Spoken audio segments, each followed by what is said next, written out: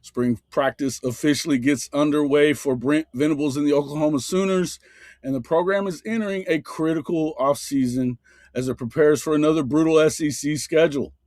On this episode of Sooner Intel, myself, Kchris Griffin from the Horns Down podcast, and Mr. Mason, Chris Mason from Sooners 360, break down the biggest storylines emerging from the start of Oklahoma spring football.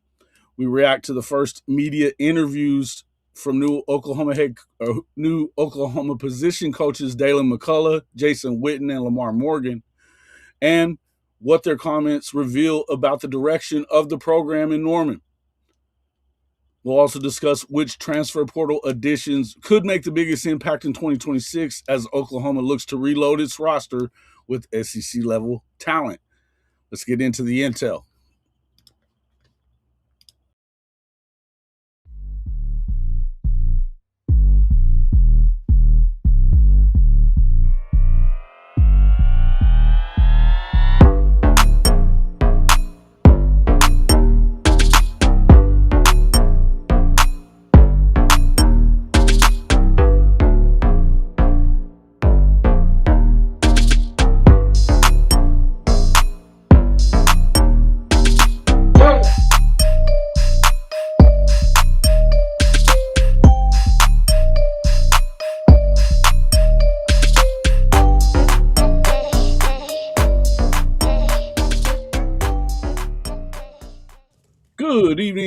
Good evening, and welcome back to Sooner Intel.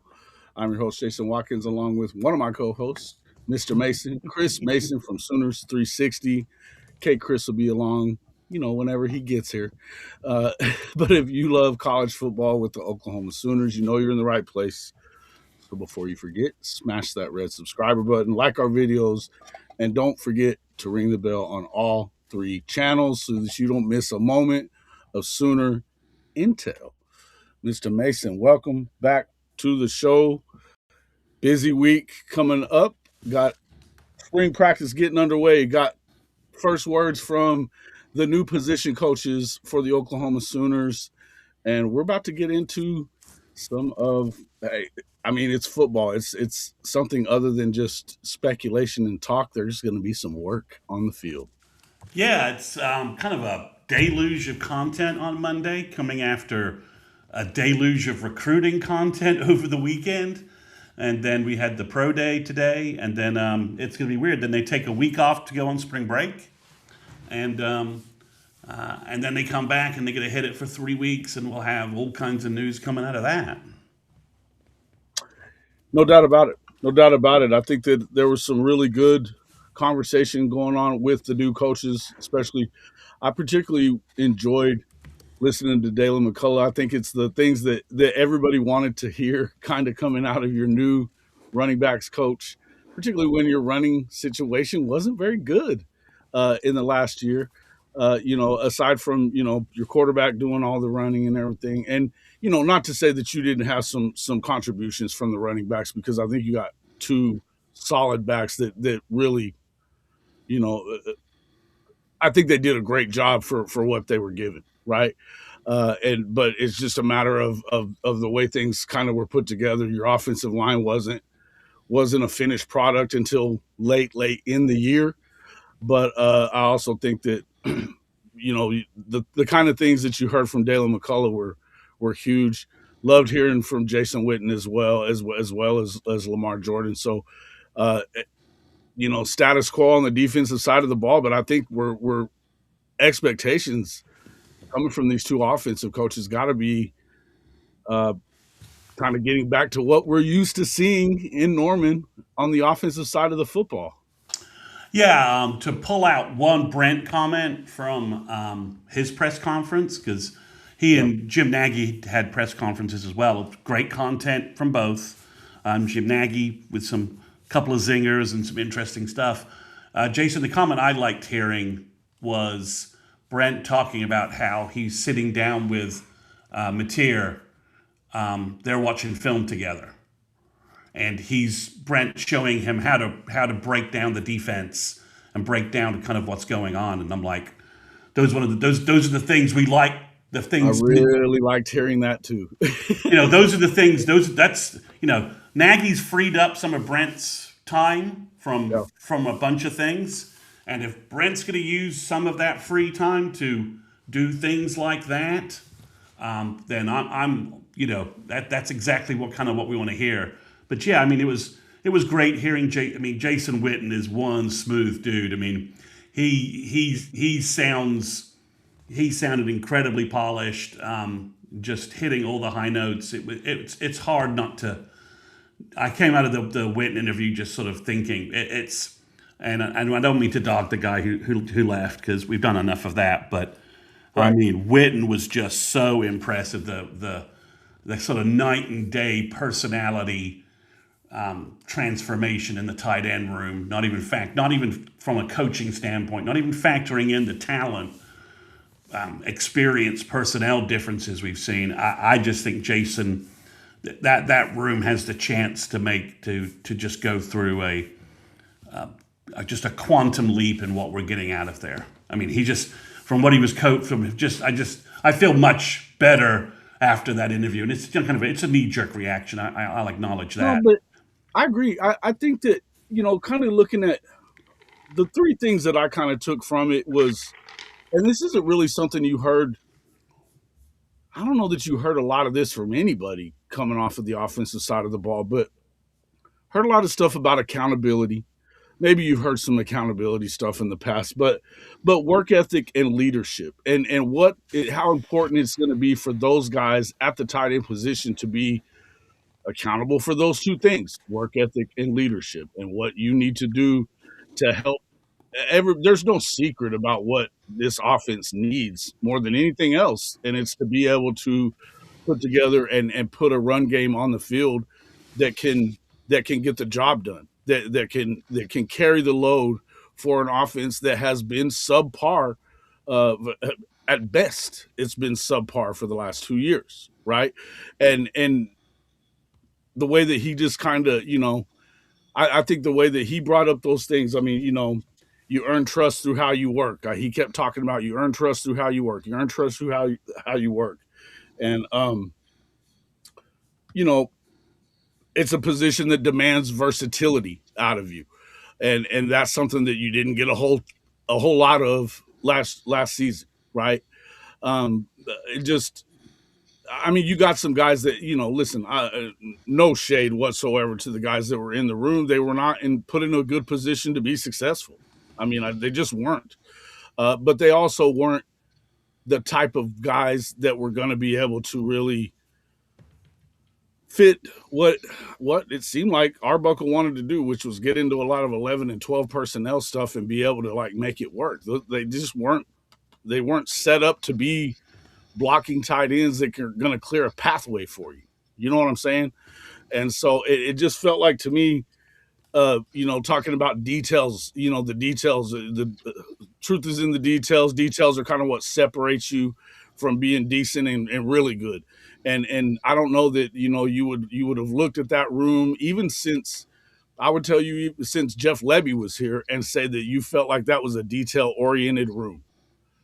That they were doing a lot of that stuff. I mean, you've had some guys that were good players, and I'm not taking shots at the players whatsoever, but I would tell you that it hasn't been something that has been Joe John himself. I think Kevin Wilson, we heard about Kevin Wilson kind of chastising Joe John last year about what the hell's going on in here. You know what I mean? And like, this isn't the way that we ran things when you were here, along with Jermaine Gresham and guys like that. And, and where we kind of dominated where we were, you know what I mean? And just so I love hearing that. The more you hear Jason Witten talking, and I think even beforehand, we kind of going through and listening to him talking as a head coach at the high school level, I kind of enjoyed it. It took me back to a lot of, and I think I've probably said this a few times, but when he was first getting out of the league and trying his hand at uh,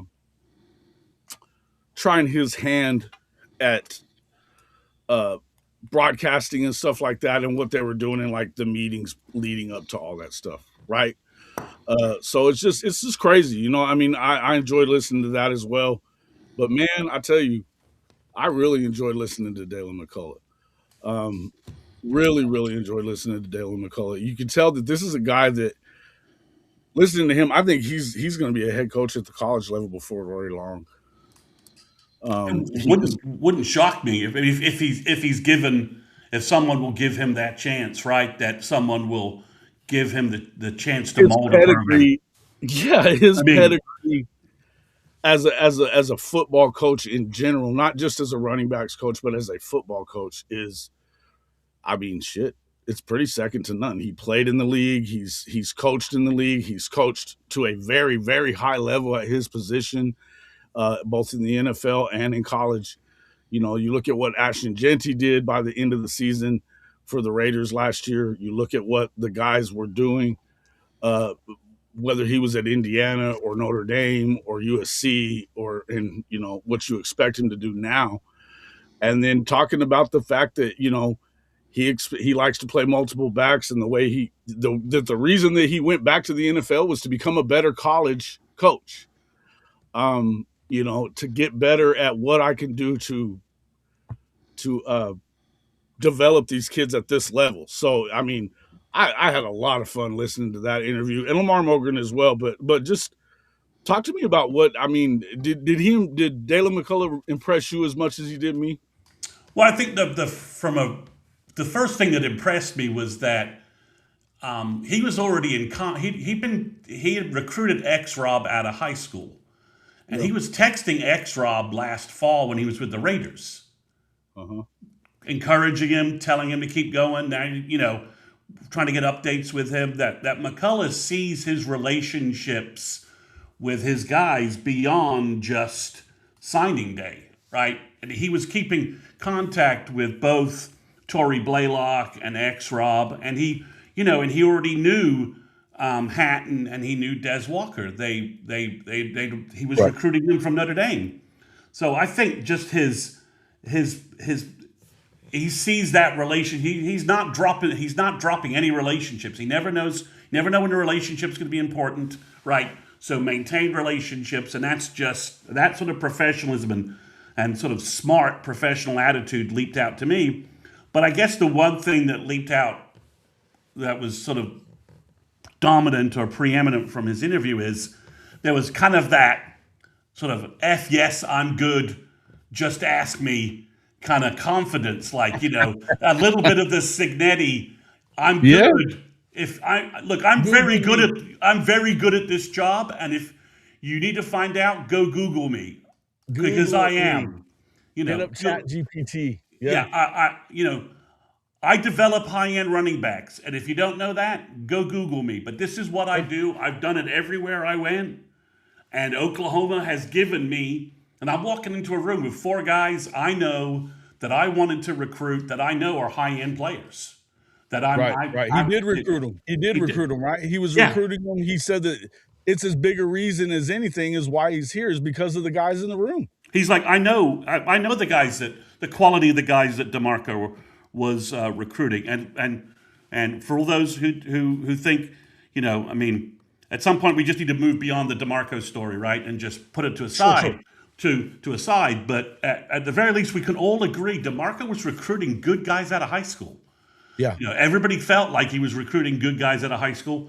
Deland McCullough just confirmed it. Hey, they've got four guys I was recruiting. So Yeah. I think that's what I got was a confidence that, like, look, the running game's going to improve here, and I'm gonna get it done. And if you have any questions about if I can get this done, just look at my damn resume. It says I'm gonna get it done.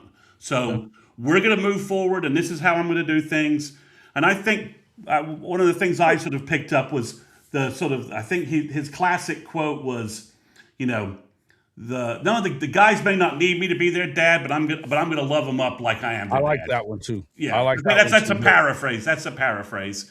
Yeah. And I think what he's going to be able to do that I think where DeMarco really struggled, we saw, and this has been my last DeMarco comment, we saw that DeMarco could recruit very well. And the freshman running backs, he was able to get them going, right? And we saw that he could develop and he could fine-tune senior running backs because we saw it, right? With Stevenson, Sure.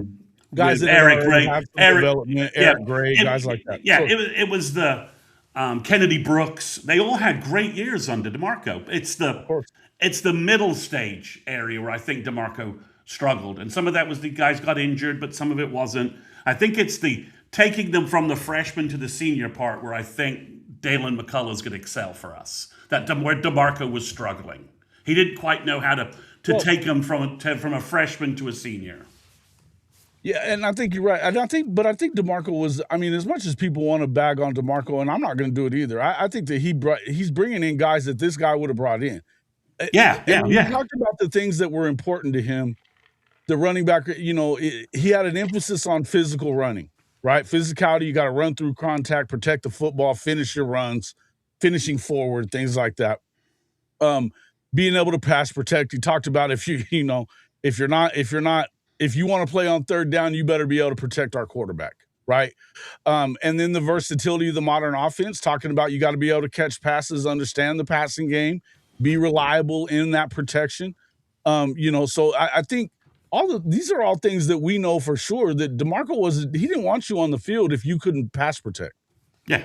We know that. Now, whether he got them to where they needed to be in that instance or not, you can debate that all you want to. That's not what we're here for.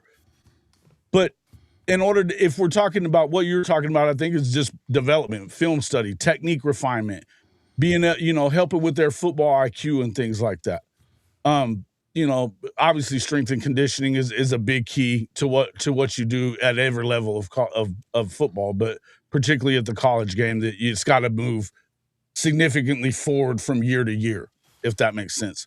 And then, but like I liked what he said about building a culture in that room. And I don't know that the culture in that room, going back to Tawee Walker, was right at Oklahoma lately, right? Maybe not at all times. It was a mishmash of guys. So. It was, and I think that there were times that you weren't really sure how they felt about things. I know that they all loved DeMarco. Nobody's saying that they didn't love DeMarco, but I think that there were times. I mean, everybody's heard the story about Tawee and him not getting along at times while he was there. Tawee being upset about his role in that offense when he felt like he was the best guy in the room and wasn't getting love like the best guy in the room. And kind of what that led to, we don't have to get into all that because I'm not going to call it out. But that being said, I mean, when you start talking about the culture in the room, these are guys that are going to be rooting for each other. And I mean, it's a competitive position, and you want to be the guy that gets the carries. And I'm sure that that's part of that culture that he's talking about. But, I think that, you start finding out about accountability and good competition and that brotherhood is what he talked about a lot. It's about building the right culture. These are all good things that I love to hear. And then the expectations for the spring practices, identifying the leadership in that room, building on their fundamentals, and then installing offensive concepts was probably my favorite thing to hear from him, because that means that they're going to do different things than what they were doing a year ago. Well, and I think obviously part of what you could tell is obviously you don't bring in Deland McCullough with his veteran experience and the running back groups he's worked with and the places he's been to ignore him about how the running game should work, right? When the number one sign I thought when OU hired Deland McCullough was, okay, Arbuckle is definitely taking an attitude that he's looking for feedback. He's looking for ideas about how to make an improved running game, right? Because he could have hired some young running back coach who was a good recruiter. By bringing in this kind of guy, you knew that he was bringing in someone who he was looking for. I need your feedback on how we design the best running game, okay? And DeMarco, as a relatively young coach, probably didn't have all that kind of experience. I mean, there's a difference between DeMarco and McCullough. They have it's 7 years of coaching experience difference. So sure, and I think that's as big a part of it as anything. Yeah, that's a significant part. And 4 years under Kevin Wilson, and then 3 years. I believe it's 3 years under Mike Holmgren. I mean, that's 7 years of running strategy under two pretty damn effective offensive Super Bowl coaches. coordinator, a Super Bowl coach, and arguably maybe Two Super Bowl coaches. Hogan yeah, won a Super Bowl. yeah. So Yeah. so you're talking about he just has a different level of experience. So I'm happy that the room got refreshed. I think DeMarco is going to do a better job as a pro running back coach. Wow. I think he'll learn some valuable lessons in how you get the job done. Sure. And but I just think Deland McCullough, you bring him in because you're looking to improve the running game. Brent said it on the Gabe and Teddy podcast. The running game was pathetic. We need to get better at it. Sure. So let's just jump on to this thing here. The Logan's. Yeah, let's do that. It's a $10 super chat. So Logan Licky, thank you. What's up, Jason and Chris? What's the deal with Nagy tweeting about Owen Hineki? Is this saga far from over? Boomer. I don't know about far from over, but I'll pass it to you. Well, so obviously Owen can go the Chambliss injunction route, right? Yeah. He can go that route if he wants to. Now, the NCAA has obviously reappealing the injunction, so we'll see what happens there. Right. And I think Owen seemed, based upon the interview I saw today with him at the Pro Day, that he's ready to move on. So I don't know what Nagy's referring to specifically beyond an injunction, but if there's some special bag of tricks, they're looking. I think that I got from what I got from it, they're looking into whether or not what it would look like, and I think they're kind of having conversations with Owen as well but here's what I continue to take from this, that they're emphasizing that he's done well enough at the Senior Bowl and at the Combine that, brother, you're going to get drafted. Yeah. You're going to get drafted here. And you got to be careful about how long you hold on to this Sooner dream so that you don't turn off the NFL a little bit. That's me saying that. Yeah, we always hear about how, do you love football? How much do you love? How bad do you want to play the NFL? And the truth is, some guys don't give a shit about the NFL. And I don't think that that's necessarily the case with Owen Hineki, but I think that you come off, there's a chance that it feels like there's a chance that you can turn certain guys off on that and make them think that way of you. And it doesn't help your career. Now, whether or not should you file an injunction here, what I would tell you, it's not the same as Chambliss, because Chambliss isn't trying to change a rule. Owen Hineki would be trying to change the what a rule is.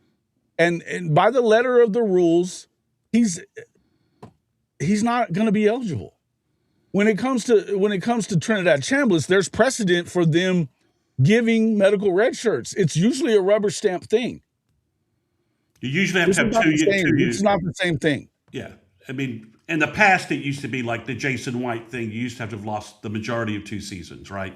That's why that was the medical red shirt rule. That's the standard it used to be. So, right. But I think maybe there's something Jim Nagy's working on with somebody behind the scenes. I don't know. I was surprised Jim made that comment, to be honest. But we'll see. I mean, I think Owen. I thought it was a little weird myself. I didn't understand why we continue having that conversation. Okay, James Thrice. Okay, so this is. I keep seeing this thing being posted places. You need to. I didn't see that. Okay, so James, the issue is the year of lacrosse. He played like 20 minutes of lacrosse, and it counts as an eligibility year. It doesn't count as a regular redshirt season. Back in 21 when he did this for multiple NCAA sports, basketball in particular, if you played a minute of regular season action, that counted as a year of eligibility. Right. That's why guys have redshirted. Now, whether or not that's a stupid rule or not, I don't think that you can argue that that's a stupid rule whenever they play about the same number of games and you get 4 and they're going to 9 games before, and you can still redshirt. So I think but it is the rule. That's the rule. It is the rule, though. It remains the rule, by the way. It was the rule in 21. So that's his first year of eligibility. Then he goes to OU, and then he tears his ACL. Okay. Right. That's his redshirt year. Okay. Uh-huh. Then he plays in 23, 24, and 25. Those are his other three eligible seasons. So he played five, he had five, was in for 5 years. So 1 year of lacrosse, 3 years of football, and one redshirt year. So he's not asking for a medical redshirt for 2022 when he was hurt. He's asking for them to basically Just a red waive, shirt then. just to call the lacrosse year a redshirt year, and then Okay. asking them to call 2022 a medical redshirt year. So that's why he's not winning this argument, is because the year of lacrosse, the NCAA is like, no, we're not going to invalidate that year of you played football. It's only 20 minutes, but you knew that when you went there. That's the eligible rules. And to be honest, the Ohio State lacrosse guys shouldn't have played him. They should have told him, quit lacrosse and go play football. But they did play him, and that's why he lost that year. So that's why he's always been on an uphill battle for this. It's not OU compliance screwing up. It's 2021 Right. lacrosse, Right. 2022 football medical injury, and he redshirted. 23 he played, 24 he played, 25 he played.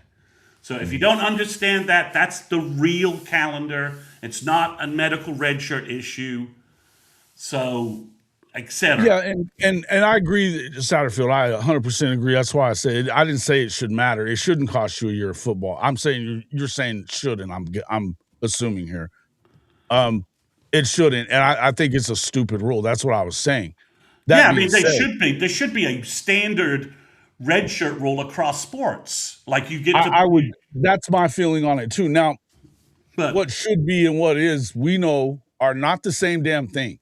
and you can't They're apply. not the same damn thing, and there's no rhyme or reason for any of it. The NCAA is a feckless, useless organization, and on a number of levels, I'll say.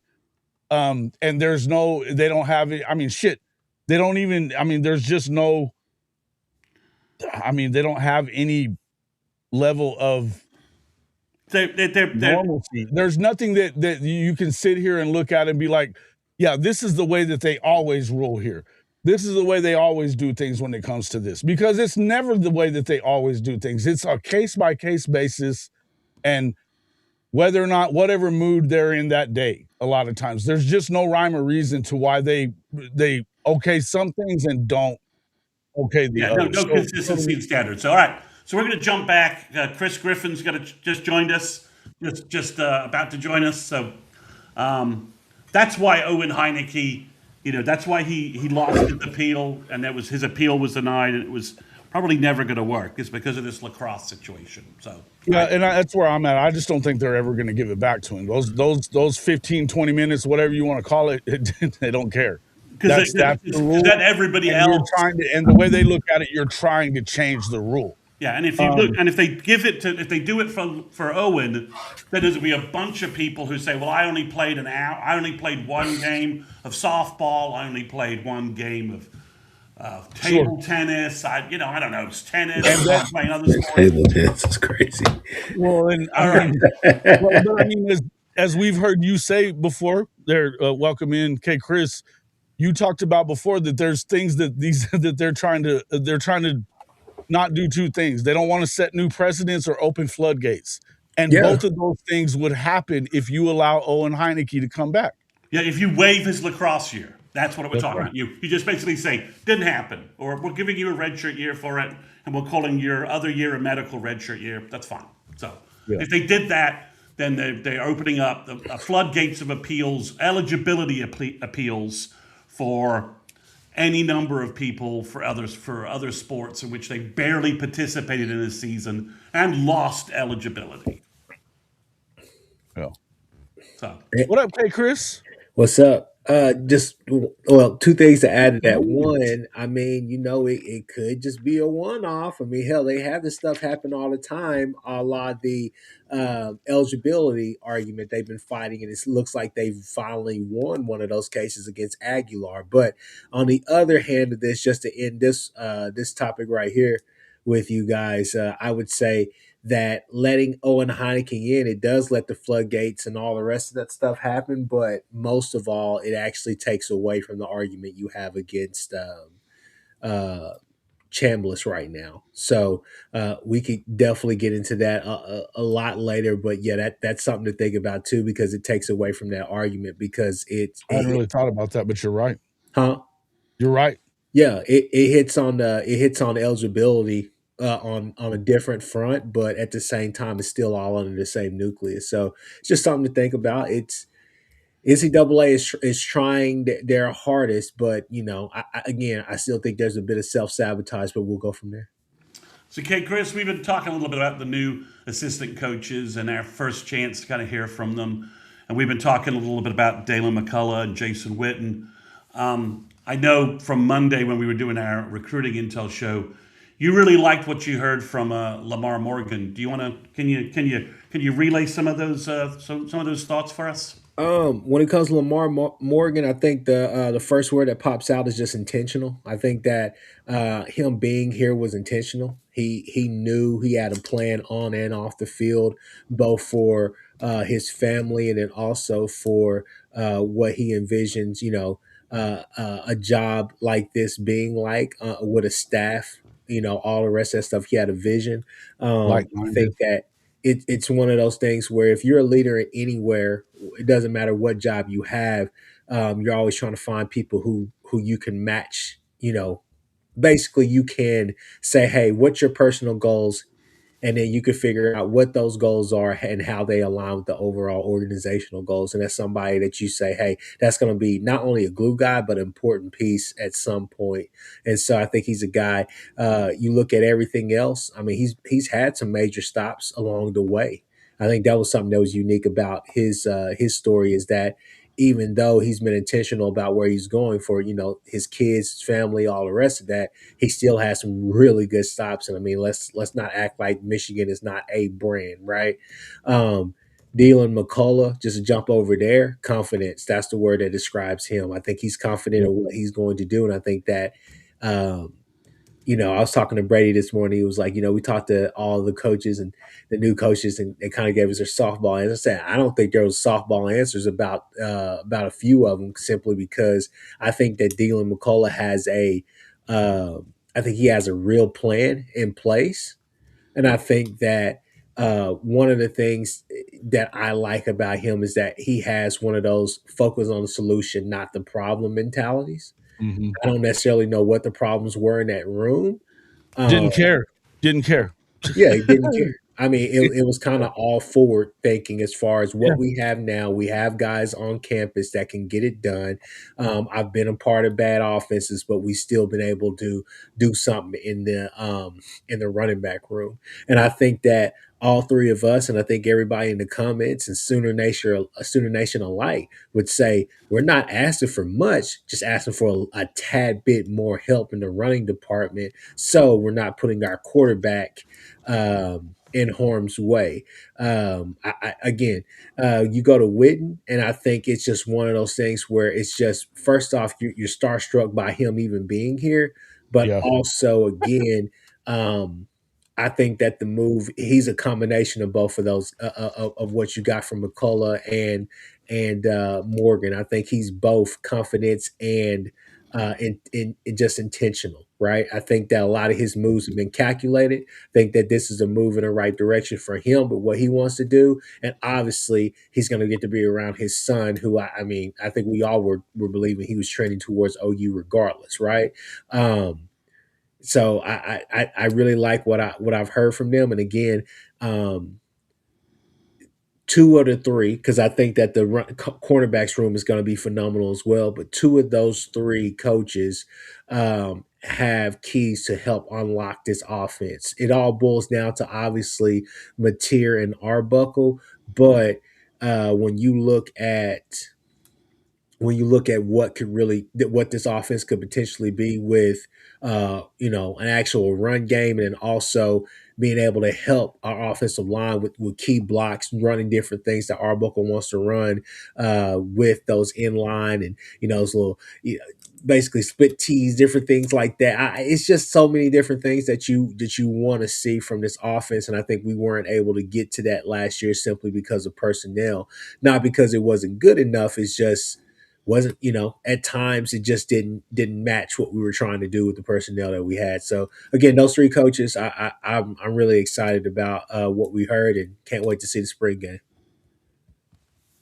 Yeah, I mean, I think it was Witten. The thing about Witten that hopefully, so I had two thoughts coming out of it. One, wow, I think James Thrice just said Witten sounds like a 10-year veteran head coach. Yeah, I'd agree with that. So the initial concern I jumped to is like, man, we may not have Witten for that long.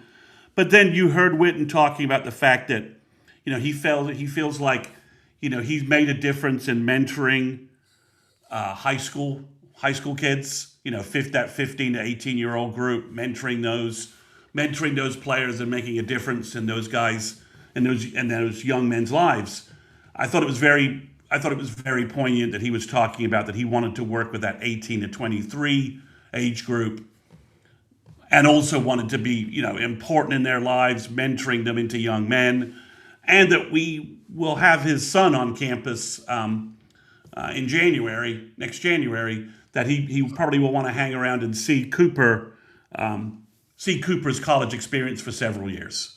So I was alternatively concerned, like, wow, when he was mentioning the Patriots coach, whose name escapes me right now, the Ohio State guy, and he was mentioning Matt Campbell from the Detroit Lions. He's sort of talking about, you could just tell that, yeah, Witten sounds a lot like those guys. So that was the concern, that maybe we wouldn't have that much Jason Witten, but I think he'll be around at least 2-3 years to see his son playing college ball and to be able to keep his family together. And that was obviously very important for him. So I think he could be maneuvering for a head coaching job, but at either level, right? I mean, I don't think it's necessarily that he's just trying to go to the NFL. That's the, and you were talking about Mike Vrabel, as James Thrice says, but I don't think that, I don't know that I think of him like Mike Vrabel so much. I think that I could see him if, whatever happens with Heupel, if he moves on at some point, I think he may end up, he's maybe maneuvering to get that job, right? Doing some stuff like that, or possibly, any kind of job. He loves Dallas. There's multiple jobs that could be open around there at any point. And I think that when you recruit the way that he's already recruiting, and, we've heard the things that he said about, what he felt about the development of guys like Hansen and those dudes, I would say that that it's a big step in the right direction. I would really think that that's where he's at. But in the end, I liked what I heard from him as well. I think Jason Witten's going to be an all-star coach, and however long you get him, I think what we're looking for here. Look, this is part of the deal in college football. Is if you're winning, you're going to lose these guys, and it's about holding on to your culture and continuing to make smart hires. I mean, it's something that we've talked a lot about this the last 2 years, that we felt like there was definitely more thought put into the positions that you've hired for than what we thought there was with the hiring of Seth Luttrell and Joe John, right? So I think that the fact is we feel like that's it, but you got to always do that. So if they win, then yeah, you're probably going to lose. But that's a good problem to have, because with that comes big wins, but championship style wins, because that's when you lose them. Yeah, right? It's easier to replace Jason Witten with another star tight end coach if Witten puts two guys in the NFL and the tight end room is excelling, right? It's easier it's easier for Brent to then go, well, I want this guy. I want like the guy who's developing the tight ends at Penn State. Go out and get him and bring him over. Something like that. Right. That's what I'm saying. Yeah, I was just, Lamar Morgan, we hadn't really talked too much about him, but I think that I loved hearing what he had to say was, that the like-minded of what he felt like this defensive staff, and we talked about it a lot there. These guys are on the same page, man. They're all They all are all-stars in their own rights. A number of them, a couple of them have been head coaches. A number of them have been coordinators. I think damn near all of them have been some kind of a coordinator on the defensive side of the ball. Other than Chavis, really, pretty much, right? The guys that are in the room now, that are there now, and some of them have been head coaches for that matter. So, at the end of the day, I feel good about where they are in this hire, because I think that he feels good about it. That he talked about being very intentional with where he was. I think Kchris, you just said that he was very intentional about the choice that he made coming to Oklahoma, because of the fact that look, he liked it. Not only did he love the room, which is the same thing we heard from Deland McCullough, is like, yeah, I was recruiting these guys too. You know what I mean? And we've seen what he's done with that secondary at Michigan. I think it was a gamble on Kyle Whittingham, and I think Kyle Whittingham is one of the best coaches in the country. I think it was a gamble to let him get out of the room. I really do. It's interesting how, as using the words intentional, how much Lamar Morgan in his interview was talking about, like, well, I needed to get my resume in front of Brent. I was doing everything I could to get my resume in front of Brent, working every connection I had to get, and Brent said he interviewed 10 guys, right? And Morgan's like, I got to get my name, I got to get my folder, into that stack. How do I get my folder into that stack of resumes that Brent's gonna review? And, he was talking about how he's working every connection he knew, that he finally, one of his connections, and he didn't go into names, and you don't expect to do that. It's like, no, I know Brent, I'll get your, one of his connections knew, I think somebody on staff was like, I'll get your name in. Yeah, my guy said he'll get your name into the stack, right? And he's like, cool, man. And then once he got his name into the pile, I think Brent was like, whoa, this guy's great. He fits, again, what, you guys have been saying. He's a perfect fit. I can bring this guy in. He's a good recruiter, good developer.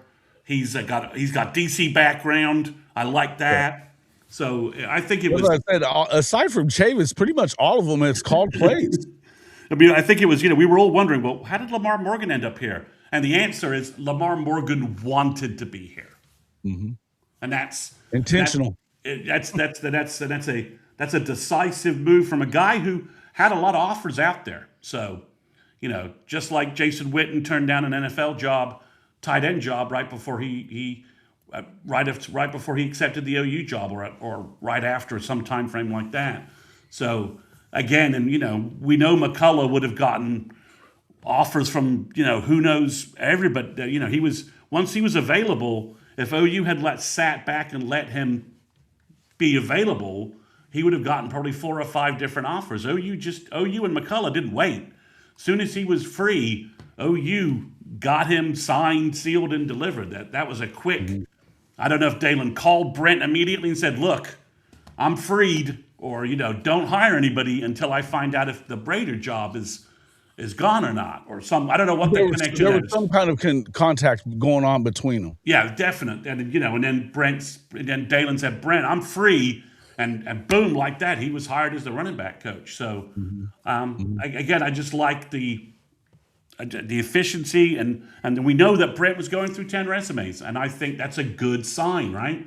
He was going through 10 resumes, and then he found Lamar Morgan, who really wanted to be here. That's a sign of a maturing Brent and how he's hiring assistants. Yeah, True Okie says the only 2 questions I have for OU this coming season are, can Arbuckle Mateer progress, and what does the depth in the front 7 look like? Lists lots of talent in the front 7, but a lot of unproven talent. Okay. But what you have proven is the development of Todd Bates, Miguel Chavis with that talent, right? I think we had a lot of unproven talent last season as well. I'll get to that. I'll definitely give my 2 cents on that when we get to our player stuff. But Adam, I mean, obviously there's so many topics you can talk about with like the pro day stuff. But man, just watch some highlights of Mateer, and My phone blew up with people saying his mechanics look better. I was like, I was going to say, I saw one comment on there, and I do agree with that. I think that when you're looking at the feet, still some things that you want him to clean up, but when you look at the upper body, obviously these just routes on there. It's nothing glaring. Like it looks fresh. It looks good. It looks like he's healthy. I was just like, okay, okay. So that, obviously this is a pro day for everybody else, but this was a chance for him to get out there in front of everybody as well. So just wanted to shout that out and say, guys, go look that up. It's on YouTube. You can see damn near every throw that he made. And again, still things to clean up, but it is literally March, and we have until September this year. I don't think there's really any games in August like that. Probably week 0 or whatever. But regardless, September, right? So still a Right. long way. Summer's going to be long. I'm sure he's going to go and clean up even more. So that should give everybody a little bit of hope, but still work to be done. There's a lot of work to it. And when it comes to one thing I'll say about the quarterback position, we've seen it a lot. It's tough to make that transition, even if you're getting the work, to not fall back on what you're used to being, right? Mhm. I mean, if anybody who's ever like I always equate it to like learning golf. You get a bad swing, you know, bad thing in your swing, and it's tough to work that shit out under pressure, right? Yeah. Whenever you get in pressure, you tend to fall back on your old ways. And we know you're going to get pressure in this league. So my hope is that he continues to do that. I think that the best way that you can help him progress is by having an actual commitment to the run game. Yeah. Yeah. Yeah.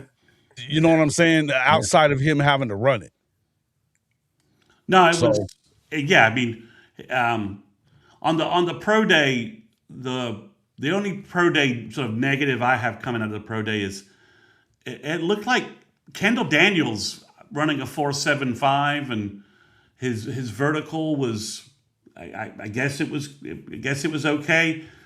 I don't know if he's hurt or if he's gotten himself too heavy for the NFL or something like that, but I think the only negative out of the pro day for me was I think Kendall Daniels might go undrafted at this point. I think there's a chance of that. I think other guys have looked really good, have really helped themselves. Fabechi, when you listen to Gabe doing I guess the play-by-play of the pro day, for lack of a better term, and he was talking about the way Fabechi was working and how he looked. He felt like Fabechi was really helping himself, and that was some of the buzz out of the pro day, that that he looked good, and that Dominic Williams looked good in his workouts.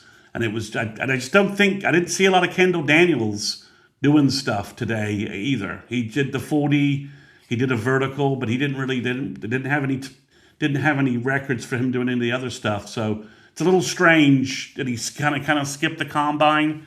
I And think now he's got to be getting over something. is he There's got hurt? to be He's something got to be going. There's hurt, got to be right? an Got to be injury or something, something right? there.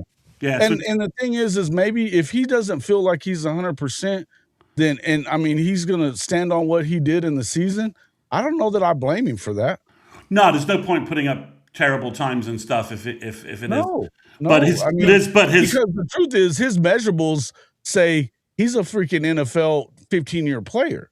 yeah, but his representation need to get the word out if he's hurt, and that's why That's possible. I mean, yeah, again, yeah, I'm not saying that there's nothing that maybe he shouldn't be doing this or that, but it just looks to me like, and maybe he's not putting that out there for the public, but I'm guessing that right, his right, right. representation is putting that out there, right? I mean, I I, just I, don't think. I, I would hope so, but he just Sure, sure. it just from an external viewpoint, it just looks everything looks a I little agree with you. strange. I agree with you on that. But I also I think I worry less about Kendall Daniels than I would about if it was Owen Hineki, then I might be a little worried, right?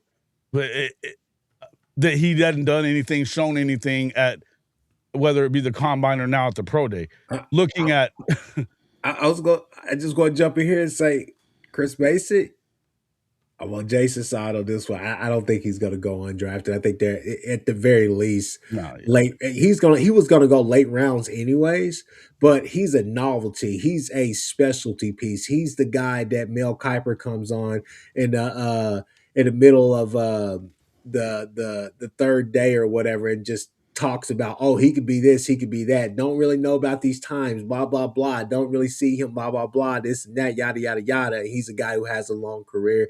I think that somebody is going to definitely take a chance on him in the late round. So I think probably somewhere between fifth and sixth round, that's where I would see him at. But honestly, hell, again, if he went undrafted, would that be the worst thing for him? Because I think he still would make a roster Sometimes you're in a because he's it's a going to better ball out. you can kind of pick what fits you better if you Yeah, are undrafted, and because of the fact that then they, you kind of take a look at what fits you best. I don't know that he's going undrafted though. I no, don't I I think don't the think thing he's with getting out of him, the fourth round, to be quite I'm honest. just, I'm He's just, too, just giving you from my source at the pro day. That was some of the buzz. There was some strangeness around that, so we'll see. nah, I mean, sometimes him running at 40, those he little will, nuggets get passed around by teams that don't want anybody else to pick them. yeah. I'm simply Him running at 40, he looked injured and stuff like that. But again, he and somebody like gosh, y'all made me lose my train of thought. Marvin Jones Jr. Those are guys that came in, and I think teams are going to say, "Hey, as far as how can we use these guys?" Because I think they fixed what they needed here, which was attention to Motor. detail, tackling, and last but not least, just having a motor every single play, right? Not Mhm. taking a play off. I think that's something that I think a lot of these guys really fixed with coming to OU. But we can move on now. yeah. So I mean, other than that, there wasn't too much I thought from the pro day, but the Mateer throws were interesting. I was like, okay, mainly because I was getting a bunch of text messages from folks about it. I was like, A lot oh, of okay. oohing and ahhing about it. Again, I don't take a lot from pro days anyway, even if it's their pro Nah, day. but I it's don't give it's a shit about it. you So know you know, it's something to talk about, right? We're looking for at the any moment, I think that what we saw after what we saw, absolutely, I we're agree looking with you. for gleams of anything, right? We're looking, Yeah, but listen, give me any hint, level of you know. positivity possible, because I don't know. There wasn't a lot to be positive about when it came all down to it last year. So I want to see him get better. You got to see it under fire. But again, I would tell you that I think it's the biggest thing that you're probably going to see. I think your biggest improvement would be if you take it out of his hands to that he has to be better in this, and that, with things that are ingrained. Take take the play, take the decision making out of his hands. Let him hand the football off, because that's the only thing there is to do there, right? Oh yeah, I mean, I think we're all on board that a better running game, and we do. I think what seeing, hearing Parker Livingston, hearing Trell Harris, hearing Hayden Hanson, Rocky Beers, it was encouraging. Like, okay, we know that both the wide receiver room and the tight end room have got different players, right? That there are more weapons, more options for him when he does have to pass the ball, which is always a good thing. So Right. yeah, No doubt. Well, you can use that to kind of, I guess we can Tran- kind of yeah, go ahead. you want to transition to our portal players to watch this spring? Absolutely. Go for it. So we did freshmen, we did returning guys last week. So we're going to close out this week with the portal players to watch this spring. And my first, and the guy I want to hopefully here's quite a bit of feedback is I'm relatively confident that Hayden Hanson's going to have a big spring. That's just sort of a given. That Rocky Beers is a veteran guy. He's going to look good this spring. I think the unknown variable at the tight end position is Jack Van Dorselaar. If we can hear really good things about him, that he's a two-way tight end, because he's the guy with the future, right? If Van Dorselaar can hit the ground running and get into the rotation this year with 2 5-year seniors, then that means after Hayden Hanson and Beers are gone, we've got our guy for next year that can set the standard in the room and be the guy. So that's one of the guys I'm interested to watch is what are we getting from Jack Van Dorselaar? His high school footage is great, and when you hear him talk, he says he has a goal to be a true two-way effective tight end, effective in the passing game, and an effective blocker. So that's my first guy to watch. Okay. Okay, Chris. I think I put on mine. I think Trail Harris. I'm really excited to see what he can do. Again, if you liked what you saw from Keontae Lewis, and I hate that he was robbed by injury this year, because man, I think that he could have. He was that possession guy. He was the possession guy for Mateer a lot of times, especially on those 50-50 balls, man. So it'd be interesting to see um, what a guy like Parker Livingstone could be. Could he be that? Is he just a possession guy, right? Is he the guy that moves the chains, or is he somebody that could be a deep threat? You look at a handful of those guys, your Michael Carter as well. But the reason why I bring up Keontae Lewis, and then I also bring up like Burks as well. With what you lose in those two, the production or whatever is something that you could potentially get back in Trail Harris with both of those guys, as far as combining the speed, big play capability that Burks had whenever he did have the ball in his hand, because he was able to make plays. But when you look at like what Keontae Lewis was able to do as well, the height, the size, those are different things that you see in Trail Harris. I think that he could be both of those guys in one, and I think he has a lot of big play capability. If you put on the highlights, you put on the film, you'll definitely see him turning, little 5 yard outs, little 10 yard, hitches, little curls and stuff like that into some really big plays down the field, and he gets open too. So that's going to be interesting to see how he comes in on this offense. So that's somebody that I'll definitely be looking for this season to make an impact. Right. I was going to say Parker Livingston because of the kind of the same things that you just brought up when you added him to your, Trail Harris pick. But so I'll kind of move on to. I think that right now we're hearing the things that we're hearing about Hayden Hansen. I can't wait to see what he's about. Rocky Beers as well. I think that we're continuing to have this conversation about the running game. I think that that's the most important piece to it, is the fact that you've got some tight ends that can clear the road for them. And from, if what we're hearing is correct, that Jason Witten thinks that he found something that he can unlock in Hayden Hansen to make him a big time pass catcher too. With his size in weight and everything, that could be a major weapon to have to add to your arsenal. To be able to throw to a big target like that instead of taking off. If you're John Mateer, look for the big guy. Chuck it up there and let him go get it. That could be big for the overall um, moving forward for this offense. So I have Parker Livingston just for that same reason that what Chris was talking about. But since he brought it up, I figured I'd go ahead and say I'm most excited about Hayden Hansen probably of anybody You coming can in. talk about Parker Livingstone. I was just bringing I him like up. Parker Livingston too. I think he's going to be. I think he's a better player than what people are acting like it. And I love it that he's pissing off Texas with every word he says. Oh yeah, With every word he says, I fucking love it. I I think think he's a chance to be that big target receiver. I mean, you have hopes Yes. for the Carions, the Petites, the Manny Choices of the world. Can one of Sure. them be that big wide receiver on the outside that OU so desperately wants to have with all that size? But he's somebody who we've seen get it done in the SEC. We've seen him, and honestly, again, Texas fans gonna be mad at me, and if Ben G was in here, he would laugh, and I'm sure Bevo's bodyguard gonna come in here at some point and start talking shit. But He was right away. his Yeah. numbers would arguably be better if Manning was the way that Manning played the to end the season, which was great. Especially Mhm. like the game against us was a turning point from him. And if we're just being honest and not just hating on them, Manning played great down the stretch. well, other than the But Kentucky game, but let's be yeah. yeah, there were a bunch of games where you just like, I mean, dudes are running down the field wide the fuck open. I mean, Parker Livingstone can't help. He's in the end zone wide open, and what you call is throwing cross body, running out of bounds against San Jose State. So I Right. mean, I don't. You know what I'm saying? Like, I mean, I'm just Look, saying. he Like, had I he had don't a good know. game against Oklahoma. I mean, Yeah, let's not be wrong. Let's not bullshit around about it. He had a damn good game against OU. yeah.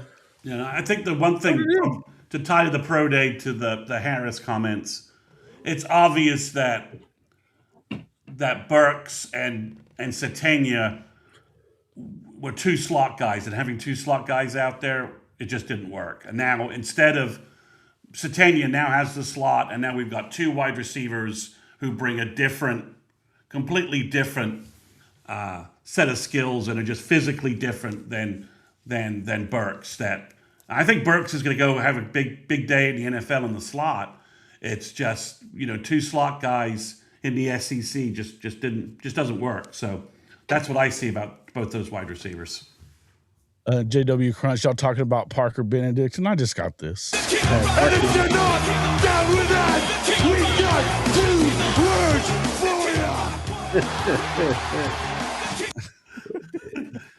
Although I know New Jersey with Parker Benedict on the back of it is going to be that'll be pretty funny. Big seller. Love it. Big seller. So all right, you guys we all went offense first round. So now I'm going defense. I'm going with Kenny Ozawalu. Hearing that he's going to play defensive end at 285 and play 3-tech at 285 with his, and knowing what Bates does in terms of developing D-line guys, I think he could be a legit breakout player. That's if Nigel Smith and Trent Wilson let him see the field. He could be a breakout guy this year. You just look at his skills, his athletic skill set, and what he's doing in the weight room here in Norman, and it's just, I think I'm going to be excited to hear what he's doing this spring in terms of flashing that athletic ability. Okay. Well, I went defense as well. Chris Mason, I would say Bishop Thomas. Finally getting some real film on the kid, and you go and look at that. The breakdown, the Oklahoma breakdown stuff? Yeah, you look at the in the weeds, and you just are just like, whoa. Whoa. Definitely not going to say G-Fit. I mean, I say G-Fit. Definitely not going to say G-Baby, but I'm going to be honest with you guys. The motor, the activity, violent hands, different things like that. Those are things that I'm just like, you could teach that stuff. But on the other end, I was like, for his size, for what he's trying to do, I said, I see now why they went and got him. I was like, he's another Lacey, another Bothroyd, those type of guys that can come in here, learn this defense pretty quickly, pick it up, and go out there and execute. He's not somebody that I think is going to do a lot of damage, but he's a guy that when you put him out there, you can get high productivity. His plus minus is going to be great. And so he's a guy that I say, hey, whether it's Trent Wilson, whether it's Nigel Smith, hopefully both of them, but whether it's those two or it's a Tank Carrington or another kid that pops up on that defensive line, he's somebody that I believe that if he really buys into what Bates is teaching or whatnot, he solidifies you on that D line having a 5-man rotation. I really believe that he's somebody that you can count on.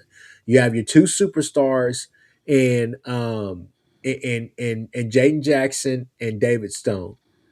You're building towards that, but who is going to be that third guy, right? NWO. Who's the third man, right? Yep. So you're looking at Nigel Smith, you're looking at Trent Wilson, and you're hearing great things about them, obviously, from BV. But now you look at, okay, who can solidify that to be that glue guy, to be that other piece that can come in there? We know we're going to get great snaps from. And he's somebody, when you look at the film, look at what he's doing, the activity, you say, yeah, he's going to be hell, especially in that twist game, the stunt and twist game. I was like, he has a chance to be hell. So just the activity, the violence, different things like that. I think now Coach being with Bates and then with all the stuff we do on defense is going to make life easier on him. And he's somebody, honestly, where you can say on certain downs, just get after the quarterback. We're not asking you to do anything crazy. Just go after the quarterback, right? He's shedding tackles. He's doing a lot of stuff. So Bishop Thomas is on my radar for sure now. I had to laugh the moment you said Bishop Thomas and you mentioned in the weeds from the last clip they showed where he jumped on the running backs. He jumped on the running back's back and tackled him from behind. Wild, right? I love it. I love it. But yeah, I like Bishop Thomas too, and I might have went that direction, but obviously I had the benefit of looking at you guys' picks before I made mine. So and honestly, I'm going to state that because I can tell you that I think that anybody that they're bringing in on that defensive side, we haven't really seen them have big misses on that side, really. They seem to kind of provide what they need them to provide, and I know that Monty was asking earlier if he felt, he heard what BV was talking about, whether he does have a 22 deep as starter type guys on the defensive side. I think he certainly does. I don't think that I think the front seven is fine.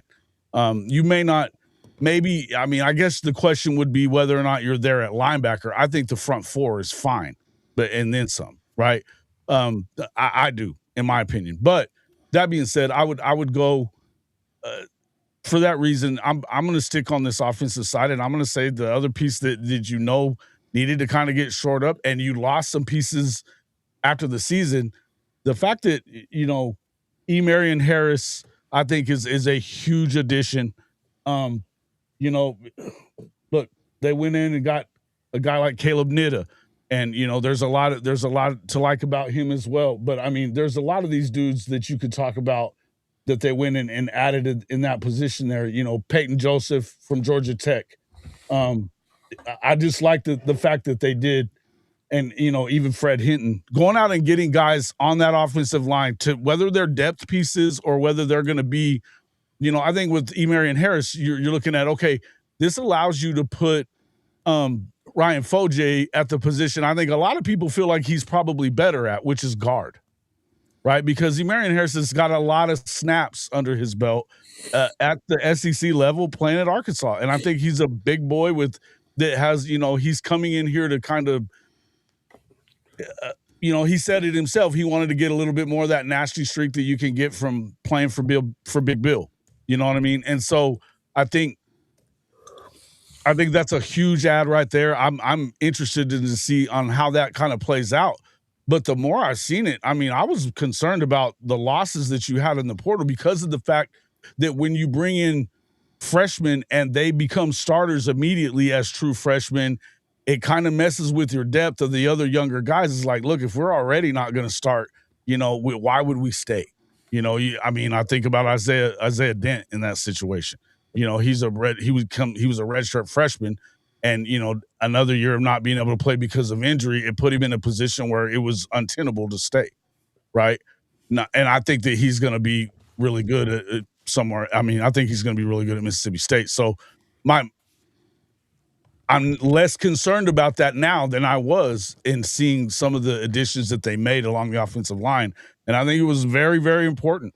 And so those guys, Caleb Nitta, and Marion Harris, I also look forward to seeing, you heard what BV was saying about some of the guys that were already there.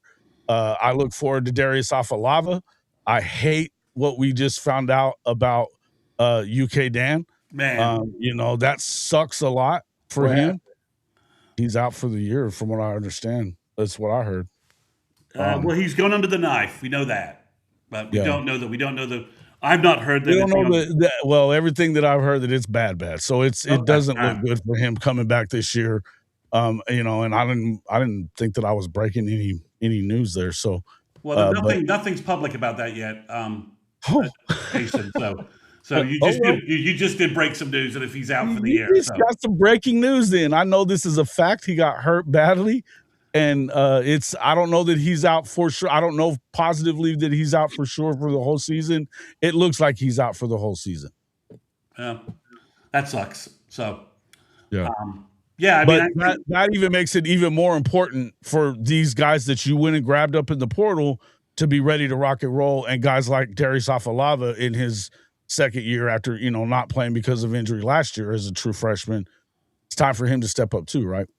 Yeah, definitely. But I think Marion Harris that's the 6 starters you have on offensive line right now. You've got Ozetta, Foje, Harris, McCullough, EPL, who's having a great offseason from what I've heard, especially in terms of leadership as well.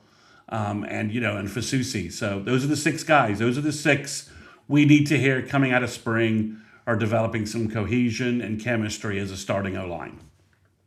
And Harris is I think Harris is a big addition. I was surprised though he was able to get him, but Bill recruited him out of high school. If he probably regrets not going with Oklahoma instead of Arkansas coming out of high school, OU was probably his second choice. But back then Arkansas got everybody in state. So no, we didn't mention Cole Sullivan. I think he's sort of the natural next guy, but yeah. I guess I could have right there at the same time. I feel like we've talked about Cole Sullivan quite a bit on the show for certainly, and I've mentioned him quite a bit on my other shows as well. I definitely think that he's a huge ad, and but I also think that he's ready to rock and roll. To me, the reason, who am I looking for the most? I'm looking for this offense to get better. I mean, I guess I'm kind of singular focused on the run game is why I didn't bring it up. But I think defensively speaking, yeah, absolutely, Cherokee. I think it's fair for you to bring that up because definitely you want to see him be that guy. And they were talking about him we were getting a lot of Stutzman comps around the kid, right? Which is that's high water right there. But if he can play like that, he could be. He's penciled in as a starter, and we're sort of I think I didn't mention him because I'm kind of expecting him to just hit the ground running and be the guy. So he was in week 2. He looked like a veteran player from Michigan. He did. That's why Michigan was so pissed off to lose him. Shit. And rightfully so. So again, I don't think that it's not that we're not thinking about him at all. I think it's just that, if we're looking at what are we looking at most important is that. Yeah. We lost some defensive tackles up front, and we know that we want the running game and the O-line to play better. That's obviously, Jason that's Jason's super focus there. And I think it's the focus, for Brent too. He was mentioning it, and Nagy's mentioned it. Everybody has mentioned it so far in one day of media. Improving the running game would be probably the one day theme we got out of the media day on Monday, right? From everybody. If we can just do that, man, I'm telling you, man, it makes this team completely different. The South Carolina game, you were just able to just dink and dime down the field. You didn't have to do anything. You felt good that whole game. Yeah. It just was different, You got bits and pieces of that throughout the Ole Miss game too. Yeah. Yeah. Yep. Hey, real quick before we jump off of here and all the rest of that stuff, what's up with everybody now? Okay, with X-Rob, is he fast or is he a bruiser? That seems to have been like a little bit of a conversation because now they're starting to drop like these top 10 fastest guys, and you see X-Rob in there, and I was just like, really? Where are you seeing that? Obviously a lot surrounding like the new EA game, and then just I've seen like On3 and some of these other sites like drop like, hey, 10 top 10 fastest returning players next year, and I seen X-Rob's name in there, and I was like, interesting. Our 238-pound Mullen running back. I was like, look, I'm not saying he's not fast. I've seen the guy break long runs. He's fast he's explosive and fast for his size. I don't think there's any debate about that, but no. I don't think he's gonna beat Jonathan Hatton or Torrey Blaylock in a 40 anytime soon. Nah. I don't think he's going to beat him in pads in a 40 anytime soon. So, we'll see. I don't even know. I'm not sure. Why are we bringing this up? I don't know. I just saw that the other day, and I just thought, it's like, oh, that's interesting. I think he's got a mix of speed and bruiser ability. I think you've kind of hit it on the head when it comes to X-Rob, though. We got to see this guy stay healthy. Yeah. Yeah, I don't know how much we're even going to see of him in spring. Really, I don't know. After listening to Deland McCullough, what we kind of talked about last week is like, I don't know that you're going to sit out of anything this spring if you're when you've got a new guy, right? Yeah, but That's trying to evaluate who he wants, to be in his rotation of backs and where. True enough. I mean, I'm not sure I think summertime is whenever you'll see them. I mean, you got to let the guy heal because I think, summer you'll be able to get those reps. I would agree with that. I would agree with that to an extent. And he was already recruiting extra, by the way, he said too. Yeah. He brought that up. So I understand all that. At the end of the day, and Unk's talking about Hatton saying he weighs 230. Woo, woo. He's got a mix of speed and power that, I mean, I keep looking at him and I'm seeing Samaje Perine in a lot of ways, right? Okay, I can see that. I kind of look at him as just watching his film. He just seems like that low center of gravity, but he can scoop, and he's got nice cutting ability. But then when he gets going downhill, he's got that speed to take it to the house. Listen, I don't like doing these comps like that, but I think if we're talking about the way he runs, I look at like Samaje Perine as a bruiser type that has speed, right? Yeah, definitely. I mean, now whether or not you do what Samaje did, yeah, we'll see. but that being said, at the end of the day, look, like I said, I like where they are. Somebody was saying something up here a second ago. I wanted to go back to it. Hold on a minute. Oh, the Big Ten. I don't think that was a Big Ten. I don't think that's what they were saying. I think they were trying to say that they want to find out what can the rule be, how can we fix this rule, and while we're doing that, let's do a moratorium on investigations about it, Not investigating and doing and punishments, because we want to make the punishment more severe. So they weren't saying forever. They were saying a moratorium. So like right now, you were not going to do anything about it. But don't think that if you go out there and God forbid for me to say anything good about the Big Ten, by the way, but I don't think they were saying that we don't want you to be punished. What we don't want is, let's hold off on it, and we can come back and get your ass with the new punishments that we want the NCAA to come up with for tampering. Right, and the other point was, that's what it felt like to me. They were like, guys, seriously, there are 300 players signed 90 minutes after the portal opened. Yeah, I mean, it's clear that whatever tampering rules we have in place aren't effective and don't speak to the real world out there. So we need to change them and make them realistic and then put punishments around them. But I think if the NCAA is already putting out a response, I haven't seen it, Trojan Fight, so I'm not going to tell you what it said or what they're talking about. But I think if they're against doing that right away, right now, I would tell you that it's because right now they're worried about what's going to happen after spring.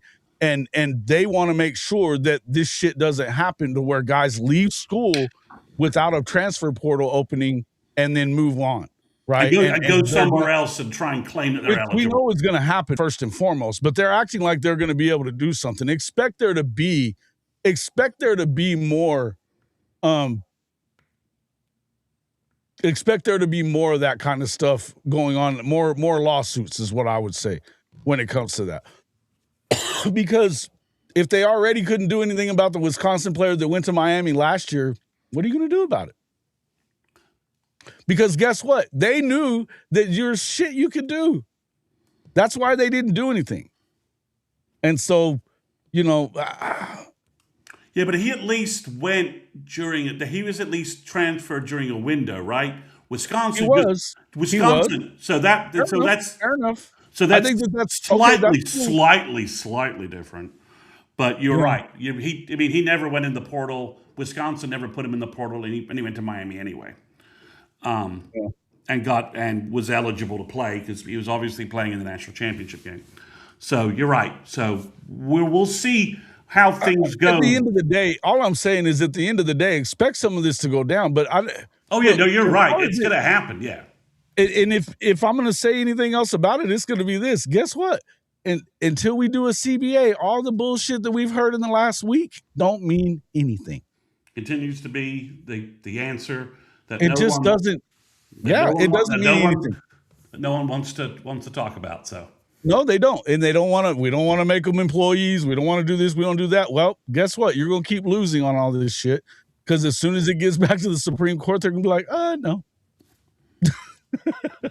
I just don't see. They may have a leg to stand on the transfer portal windows because they at least went through a process. I hope so. I would hope, but I don't know. And I don't know that we will, but because they at least went through a process. Because the athletes did not have a say in any of that. No, either. You're right. But they at least went through a process on that, so we'll see what happens there. But there's going to be a kid. Some school is going to have X player get hurt in spring and tamper with someone to try and fill that gap. It's going to happen, and it's probably going to be LSU or Miami who kick it off.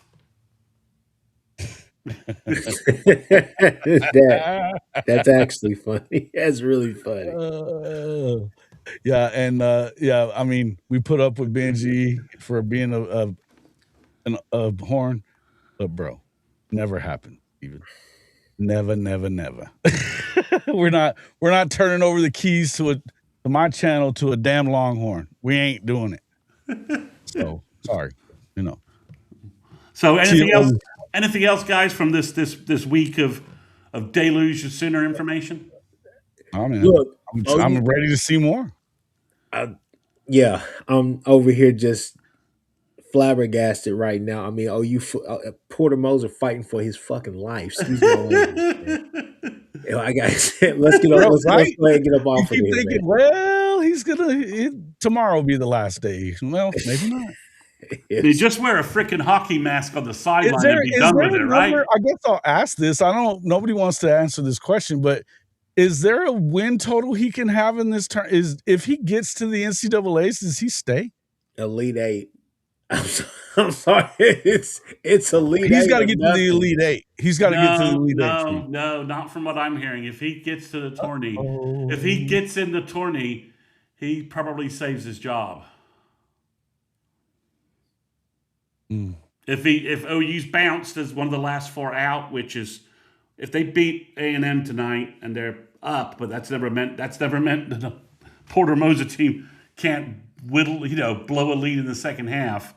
If they beat A&M, they're probably at worst last team out. If they lose to, I think they'd have to play. No, the last team out, Chris Mason, should be Miami of Ohio. Miami of Ohio, bunch of jackasses. How do you go 31-0 and lose to the 8th seed in your own tournament? That was freaking insane. Wow! Man. And they have no quad 4 wins, right? They have 30. Yeah, they got like one quad. They have no quad 1 wins, and it's all. I mean, it's not like the other two teams they're compared to are any better because Auburn and Oklahoma are like against top 25 or top opponents. Hell, they're both like 3-9. 2-14 or something like that. So I mean, it's not like it's that big of a difference. It's just the fact you go 31-0. By the way, Benji, wasn't I talking like trash about Texas basketball 2 weeks ago? And you were like, no, we're better than that. We're doing much better than OU. I was like, oh, okay, sorry, my bad. Aren't you guys like sucking? I mean, last time I just watched Porter Moser, he beat Texas in Austin. So I'll be honest with you, there's really no difference between Texas and OU this year. Both have really talented squads. They just, for whatever reason, just can't get it done. It's not get out of their own way. Hurt quite a bit at the start of the season. I mean, they didn't. The only injury he's really been dealing with is the Forsyth kid. So, and he's now back, and Steve G says, "Wait, A&M is going on a run." Well, we knew that was about to happen. It was 16. I just looked at it, and it was 16, and it's still 18, is what it's showing here. All right, well, and I just saw, you just got a 3-point play. 14. Okay. You just got a 3-point play, apparently, so we'll see what's going on. But yeah, you're right, Chris. We're about to have, I thought it was dead and buried, and it's just, he's like, put a hockey mask on, the guy's like Jason, you can't kill him. Can't kill him. Freddy Krueger. Not hard to kill, you can't kill. All right, y'all. All right, we call it. Was he wearing a Hard to Kill shirt on the sideline tonight? No, that people have been photoshopping that, and it's been pretty awesome. Oh Yeah. my gosh, that would be great. Yeah. All right. Well, guys, we appreciate everybody coming in. Make sure you hit that like button, subscribe, do all that stuff. Share the streams with your friends. Kchris is almost to 1,000 subscribers. Like inside of 100. I'm inside of 70 from 5,000 subscribers. Mr. Mason is rolling up. Hey, look, you've added a couple of hundred in the last month, haven't you? I have, yeah. And you know, and our impromptu show over the weekend we did for the future Lots of views. We got nearly 3,000 views over all three channels. So lots of views, not a lot of new subs. Help us out with that, guys. Make sure you hit that sub. You know, I've got more than half of the people that are watching the show, I know for sure on mine, are not subscribers. Help us out with that. It helps out the channel, keeps us free, and we're bringing you good content. You know, we know you are. You know we are, or you wouldn't be here all the time. So appreciate you guys all coming in, but help us out and hit the subscriber button. See you all on the next one. What's down?